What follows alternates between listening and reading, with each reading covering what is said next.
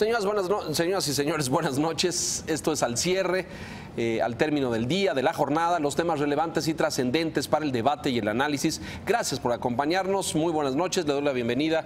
Luis Carlos Ugalde, gracias por estar aquí. Muy buenas noches. Don Ricky Quintana, muy buenas noches. Buenas noches. El día de hoy por la mañana, el delegado en Tláhuac, el señor Rigoberto Salgado, compareció ante la Asamblea Legislativa de la Ciudad de México.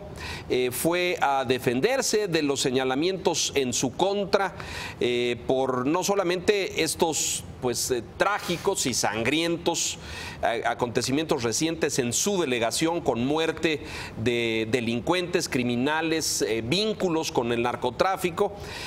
Fue cuestionado severamente por representantes del PRI, del PRD, del Partido Verde.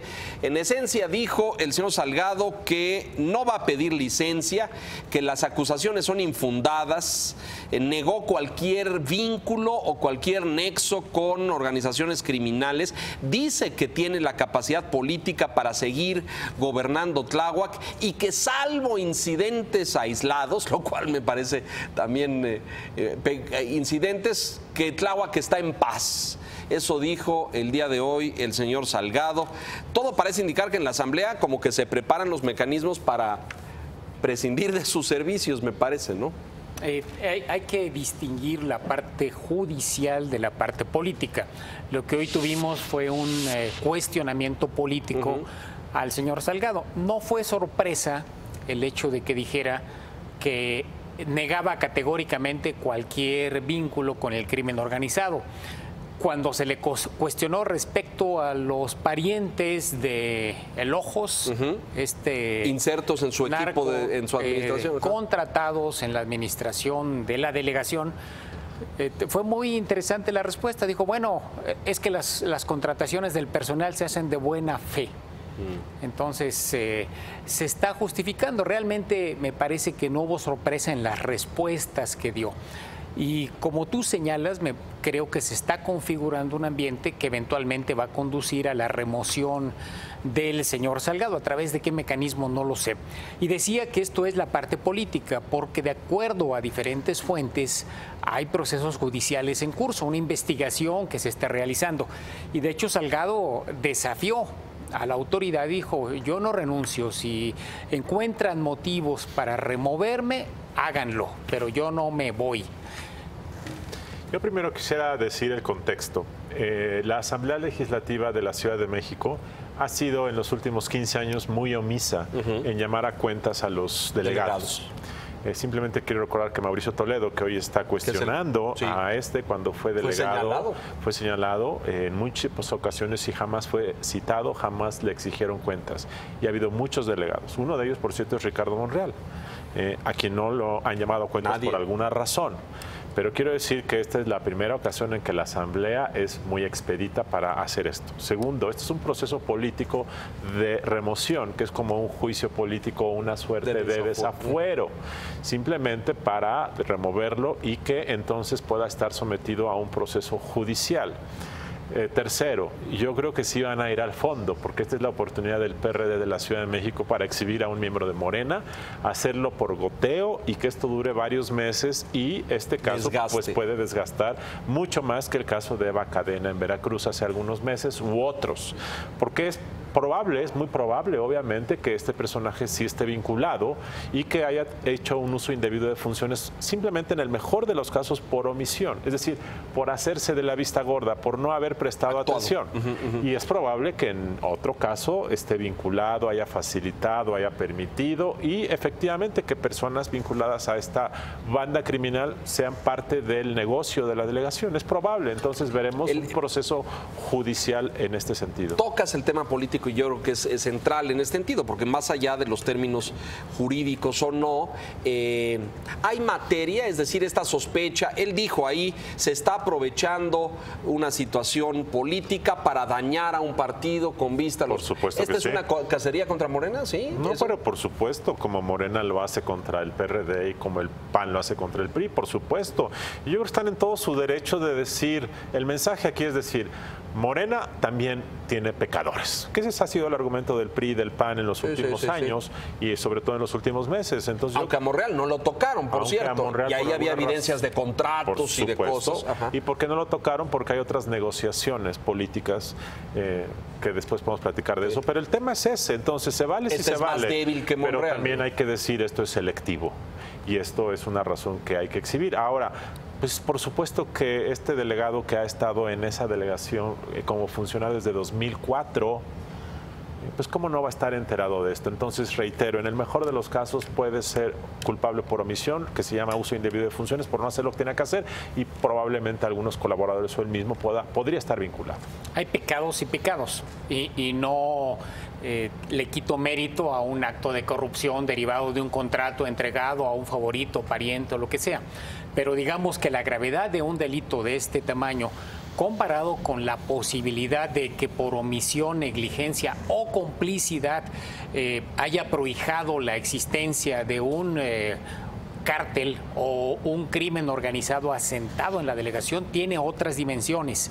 Y me parece que tiene razón Luis Carlos, hay las dos dimensiones, es decir, está en todo su derecho el conjunto de partidos de cuestionar lo que estaba pasando en Tláhuac, porque hay evidencias suficientes de que algo raro estaba pasando en las narices del delegado. Y también creo que tiene razón Morena de que le están dando con todo a López Obrador, porque de eso se trata, o a los posibles eventuales candidatos futuros, claro, de Morena a la Ciudad de México. Una de las legisladoras de Morena pues subió a decir esto, se trata de un linchamiento político. Hay linchamiento político cuando hay delito, cuando hay algo que acusar o perseguir. Y tal vez lo haya, pero es la práctica ahora, en el sistema político mexicano. La conformación de la Asamblea, porque Morena tiene una fuerza. Es la primera fuerza. Claro, el que pasara un juicio de desafuero, que no existe la forma legal en la Asamblea, pero para pasar algo así, para retirarlo del cargo y que enfrente a la justicia, necesitaría de una mayoría. La tiene. Pero es decir, la oposición. Morena es el partido mayor, pero la mayoría absoluta la tiene PRI, PAN, juntos. PRD, Verde, juntos. Sí puede. Superan, sí alcanza, sí da. Por supuesto. Y coincides en que todo se perfila que irá en esa dirección. Particularmente, yo creo que la clave es que la investigación judicial que se está llevando a efecto, de acuerdo a las filtraciones que se han hecho, encuentre evidencias sólidas, no solamente denuncias que sustenten la evidencia periodística o las notas periodísticas que hemos dado y que se han publicado, sino que haya evidencias que puedan soportarse ante un juez. Primero que pasen a un ministerio público y luego que lleguen a un juez. Si hay eso, no va a sobrevivir Salgado. Y por lo tanto es muy prematuro. Es muy prematuro. Todavía estamos en las fases de conocer el problema, la magnitud, los vínculos. Que si la Asamblea actúa de manera la Asamblea puede actuar por motivaciones políticas, como todos los congresos, pero con bases jurídicas, de tal forma que para hacerlo, para esta remoción, tendría que esperar varias semanas o incluso meses para tener un expediente armado y justificar por qué se le remueve. Simplemente quiero recordar que, por ejemplo, en la Cámara de Diputados, simplemente para comparar cuando se hacen las cosas y no se hacen, en la Cámara de Diputados había hasta hace 4 meses 308 juicios políticos pendientes desde hace 10 años. Yo tenía un juicio político, por cierto. Tú tenías uno. Y me expiró, y entonces, bueno, había 308. Quitaron ya muchos por gente que ya ni siquiera está trabajando en cosas públicas, como es mi caso, y quedan 100. Simplemente quiero decir que cuando hay interés, las cosas avanzan rápidamente, no claro, es un hecho.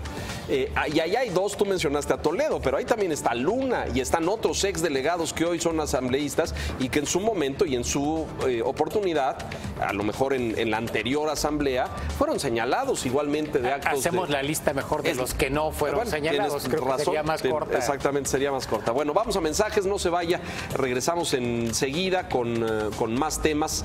El formal arresto lo decretó así la autoridad panameña hoy en audiencia con el señor Roberto Borge, exgobernador de Quintana Roo. Volvemos.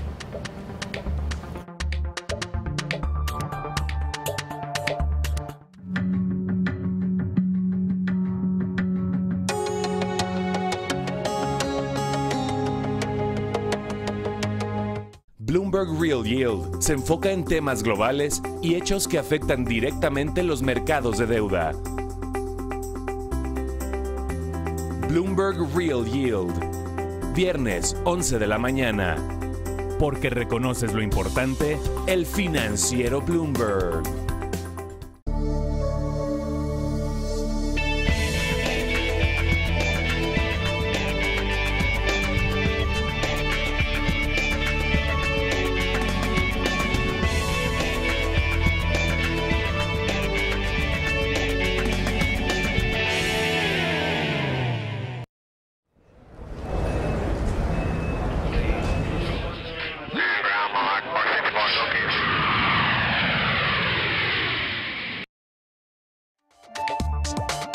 El señor Borge, detenido, usted lo sabe, en Panamá, es gobernador de Quintana Roo. Hoy audiencia y la autoridad panameña decretó formal arresto. Esto quiere decir que está formalmente preso. La justicia califica esto como la detención legal y el juez determinó la posible extradición en un plazo de 60 días. Los delitos: peculado, aprovechamiento ilícito del poder, desempeño irregular de funciones. La canciller panameña dijo que su contraparte mexicana, la Cancillería mexicana, había entregado en tiempo y forma los documentos, las solicitudes para la formal extradición de este señor con base en el acuerdo mutuo de extradición. Así es que todo pareciera indicar que pues este señor va a ser extraditado en el plazo respectivo, ¿no? Sí, se va a ser extraditado y va a ser sometido a otro proceso que durará meses y que seguramente concluirá con una sentencia. Porque en Quintana Roo, como en Veracruz, se cometieron toda serie de tropelías. Incluso es probable que la magnitud de lo que hubo en Quintana Roo, no en monto, sino en tipología de delitos, sea aún más cuestionable, porque se dice que en Quintana Roo hubo despojo de propiedad. Bueno, hay denuncias de particulares que acusan que fueron despojados de sus... Despojados de terrenos, despojados de empresas, despojados de hoteles, y lo que hacía Borge presuntamente era sembrar conflictos laborales. Es correcto, sí. Ponerse de acuerdo con la autoridad laboral y tronar a empresas, extorsionarlos y despojarlos a hoteles y propiedades. Entonces esto sí se trataría de una cuestión de un tipo de estado mafioso, depredador. Es decir, en Veracruz era un ratero. Sí, un ladrón. Pero aquí es un depredador terrible. Esto es un fenómeno increíble, desconocido. Esto es bueno, digo, Veracruz es crimen organizado, este es crimen organizado a otro nivel. Entonces, en Quintana Roo ocurrieron cosas terribles, y bueno, pues... y una cosa de la que no, pero así pasa, ¿no? Colusión de autoridades, ¿no? Porque esto que dicen es, ahí entiendo que había notarios implicados, ¿no? Que tenían que actuar como fedatarios a la hora de dar fe de esto. La Junta Local de Conciliación y Arbitraje, que fue cómplice de este esquema de despojo. Es decir, hay muchos otros eslabones de la cadena que están involucrados. Una diferencia, me parece, con el caso Duarte, de acuerdo a lo que se sabe hasta hoy, es que a diferencia de Duarte, Borge no se allana a la extradición. Es decir, va a litigar en contra la extradición, la solicitud de extradición del gobierno mexicano. Recuerden que en el caso de Duarte se allanó a los dos procesos de extradición que se abrieron en Guatemala, el de orden local y el federal. En este caso va a ser interesante qué dice la autoridad panameña. Francamente no tengo el tejido fino de lo que puede implicar jurídico un litigio, si en lugar de 60 días pudiera ser más tiempo en caso de que la defensa de Borge logre patear el bote algunas semanas o algunos meses. Otra vez, viendo un sentido político al hecho, me parece que para el gobierno mexicano es relevante que durante la campaña electoral, es decir, en los primeros meses del 2018, el señor Borge ya esté sometido a juicio en México. Es indispensable, yo creo, al menos en estos dos casos. No sé si lo vayan a conseguir en el de César Duarte, otro de los ex gobernadores acusados, pero en estos dos casos de gobernadores detenidos y emblemáticos de la corrupción, es importante para el gobierno el que estén ya sujetos a juicio en México durante el proceso electoral. Es decir, indudablemente juega el calendario político electoral en este sentido. Sí, no sé en el caso de Panamá qué tanto les importe o no. Yo creo que ahí lo que va a prevalecer es si el caso está bien armado por parte de la PGR, pero para propósitos locales, el hecho de que un juicio que se abre hoy y que, como anticipaba Luis Carlos, muy probablemente se extienda por muchos meses, seguramente por lo menos en parte del proceso electoral tendremos pues este show de Duarte por un lado, de Borge por otro. Y un tema interesante, bueno, hay dos comentarios que quiero hacer. El primero es que en las guerras contra Morena, yo creo que dentro de pocas semanas el nuevo escándalo va a ser las declaraciones de Javier Duarte del dinero que presuntamente habría dado él a Morena en Veracruz. Entonces, yo creo que ese tema va a surgir y va a ser un escándalo. Si es que se dice que ocurrió. O se demuestra, ¿no? Se demuestra y a lo mejor ahí está incluso videos de ese tema. El otro tema es un tema de qué tanto aguanta la naturaleza humana de estos dos implicados antes de que empiecen a hablar y a contar historias. Se dice y se ha comentado que un pacto con Javier Duarte fue decirle, pues ya no te podemos sostener en la impunidad, así es que ni modo, te vas a tener que meter a la cárcel, pero tu esposa no la tocamos. Se dice, yo no sé si es cierto o no. El tema nada más es que el arresto de su presunta novia ayer, Xochitl 3. Cuando ya estás en la cárcel y te das cuenta de que eso no es nada divertido, y cuando pasan las semanas y meses y te empiezas a sentir traicionado por mucha gente y te das cuenta que esto no está divertido, la naturaleza humana puede flaquear o simplemente puede también romper sus pactos. Y en medio de una campaña política, pues yo también voy a platicar lo que sé. Y eso puede ser la bomba nuclear más grande que puede haber tenido la historia política de México recientemente.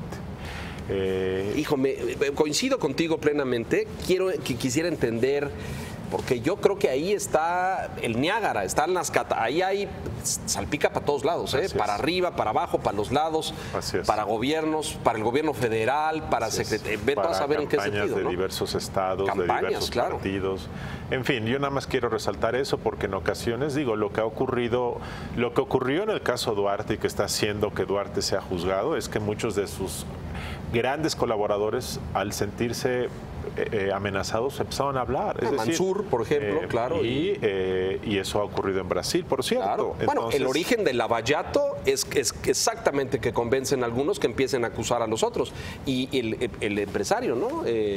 Odebrecht, ¿no? Que justamente negociando con la justicia norteamericana, pues revela una multitud de tramas a propósito de los sobornos de la empresa.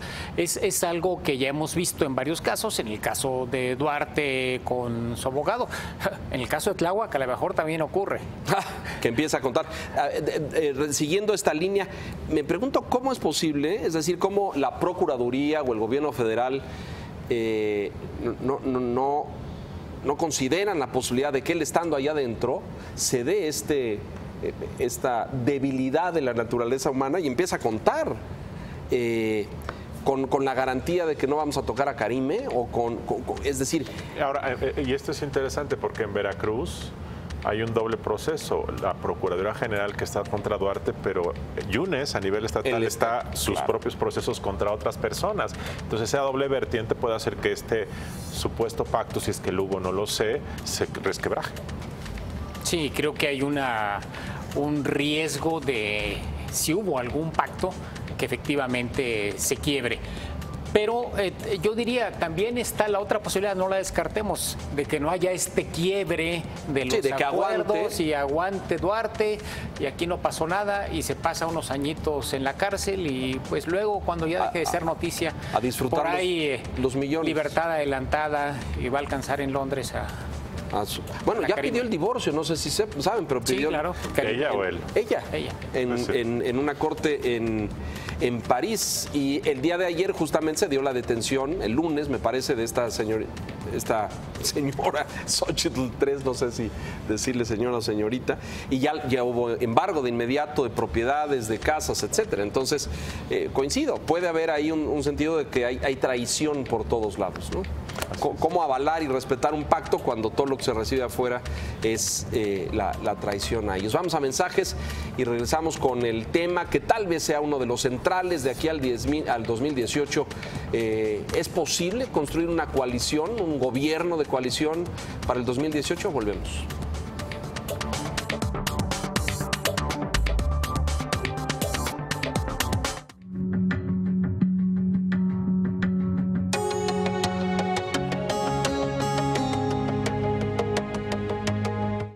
O sea, lo que se estaba peleando es que hubiese un juicio. La señora Pati Chapoy inclusive hizo un comentario de que esto iba a llevar años. Aquí voy a poder demostrar cómo hubo mucha presión. ¿Presión que mediática? Y tenemos grabaciones de todos los programas durante todos esos años. Porque reconoces lo importante, el financiero Bloomberg.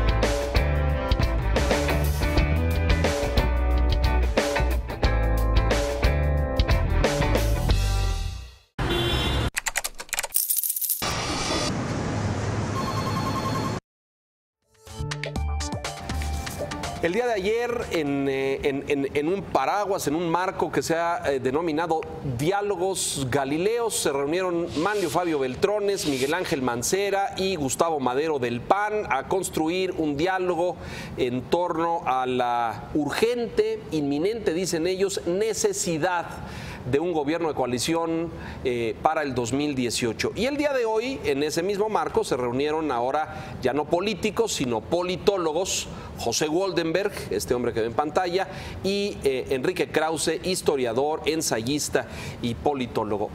Parece que esta idea, Luis Carlos, está cobrando vigor, está cobrando fuerza entre un sector de la política mexicana y también de pues la intelectualidad en México. A mí me parece una mala idea o una idea irrelevante el tema del gobierno de coalición, que es diferente del tema de un frente opositor. Correcto, son distintos. El frente opositor es que el PAN y el PRD quieren ir juntos para ganarle al PRI. Eso me parece que está bien. Ocurren estas coaliciones todos los años. El PRI las hace con el Verde, Morena la va a hacer con el PT y ahora el PAN y el PRD la quieren hacer. Eso me parece muy bien.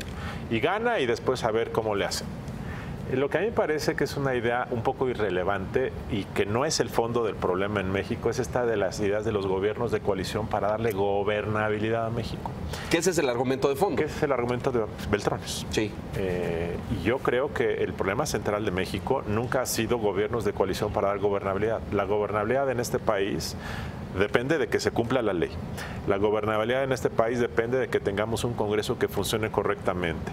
Depende que tengas un gobierno eficaz. Depende de que tengas un plan y una ruta para trazar. Tan es así que el gobierno de Peña Nieto en sus primeros 2 años fue muy eficaz. Tan es así que no hay un riesgo de gobernabilidad per se porque no obtengas más del 50% de los votos. Esta idea de que el gobierno de coalición nos va a hacer un presidente más fuerte, que es el argumento de Beltrones, es falso, porque a mí me parece que uno de los grandes problemas de un gobierno de coalición es que sometes a tu gabinete a la ratificación del Congreso, todos tus integrantes, y en un contexto en donde tenemos un Congreso tan clientelar, en ocasiones tan corrompido, en ocasiones de tan baja calidad, en ocasiones que solamente quiere hacer toma y daca, yo no sé si un presidente que tiene que someter a todo su gabinete a una ratificación del Congreso va a ser un presidente más fuerte, o yo creo que va a ser un presidente más débil, un presidente atado, un presidente sometido. Lo que un presidente requiere es la capacidad de armar un equipo homogéneo, eficaz, sagaz, preparado, experimentado para poder gobernar. En mi opinión, lo que es el gran riesgo de la gobernabilidad para 2018 es saltar los procesos electorales que están hoy siendo altamente cuestionados. Están siendo acusados Coahuila, de fraude, Estado de México, donde etcétera. hay problemas en Coahuila, Estado de México, y ese es el gran riesgo. El gran riesgo es llegar al 1 de julio de 2018 y que en la noche haya un ganador y haya un conflicto postelectoral, haya problemas de ingobernabilidad, haya incluso violencia, que tengamos 3 o 4 gobernaturas donde no se reconoce al ganador. Ese es realmente el problema. problema. Si tú solucionas ese problema y no se va a solucionar para 2018, yo no veo cómo el tema del gobierno de coalición va a poder resolver la gobernabilidad. Yo creo que la discusión no va por ahí, de tal forma que parece una discusión que no va al Tengo apuntes y comentarios al tema, porque uno de los argumentos que dicen estos señores es la atomización del voto, la dispersión, muchos candidatos, muchos partidos, el que más obtenga estará en los rangos entre el 23 y el 29, 30%, no le da la fuerza, y eso se refleja en la votación en el Congreso, es decir, no habrá mayorías ahí. Las ha habido. Las ha habido. Bueno, se han formado, ¿no? Exacto. Hay una parte conceptual donde creo que es relevante que si haya coaliciones, no necesariamente un gobierno de coalición en los términos que la reforma más bien como alianza electoral, ¿no? Y lo hemos tenido desde los 80s, 1988. El gobierno de Salinas en mucho funcionó por una coalición que establecieron el PRI y el PAN. Muchas de las medidas instrumentadas por Salinas, de las grandes reformas, de la gestión de ese gobierno, derivó de acuerdos entre el PRI y el PAN. En esta administración hubo varias coaliciones. Claro. Se nos olvida el pacto. Pero más allá del pacto, la reforma fiscal salió por una coalición que establecieron el PRI y el PRD. Ajá. Salió en virtud de eso. La reforma con la oposición del PAN, por cierto. Con la oposición del PAN. La reforma energética salió por una coalición de intereses que establecieron el PRI y el PAN, el PRI y sus aliados. En las elecciones estatales recientes, 2 de ellas fueron ganadas por alianzas que no van a establecer gobiernos de coalición, por cierto.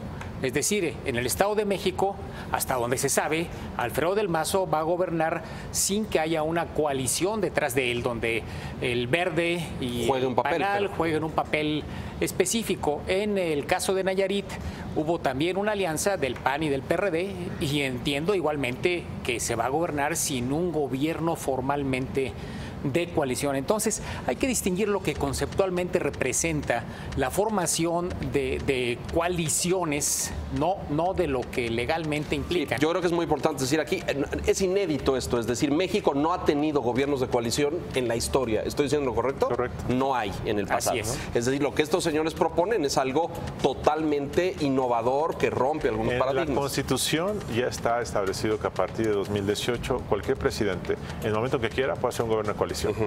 ¿Y qué quiere decir? Que se pone de acuerdo con varios partidos y entonces los invita a formar gobierno.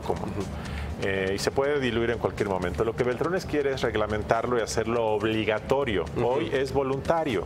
Hacerlo obligatorio y decirnos que esa es la vía para la gobernabilidad. Yo lo que digo es que las coaliciones para votar aprobación de reformas, para tomar ciertas decisiones son correctas, siempre han ocurrido. Y cumplen una función en un momento. Que pierde el sentido, es decir, la gobernabilidad de México pasa por gobiernos de coalición obligatorios. No, la gobernabilidad de México pasa primero por tener elecciones creíbles que den legitimidad. Y ese es el mayor riesgo desde mi punto de vista en este momento. Sí, coincido. Creo que un gobierno debilitado por procesos electorales cuestionados, aunque tenga el 40% de los votos, va a ser un gobierno débil. Bueno, sin duda es un tema que va a estar presente en la agenda porque van a seguir este tipo de reflexiones, postulados, etcétera. Y creo que de aquí al 2018 estará ahí. Creo que es muy importante hacer esta dicotomía o esta distinción entre una alianza político-electoral con fines de unos comicios y un gobierno de coalición. Son cosas totalmente distintas. Luis Carlos, gracias. Buenas noches. Enrique, gracias. Buenas noches. Gracias a usted por la gentileza de su atención. No se despegue. A continuación, Adela Micha entrevista a Gloria Trevi en este proceso judicial muy relevante en F y por Adela. Buenas noches.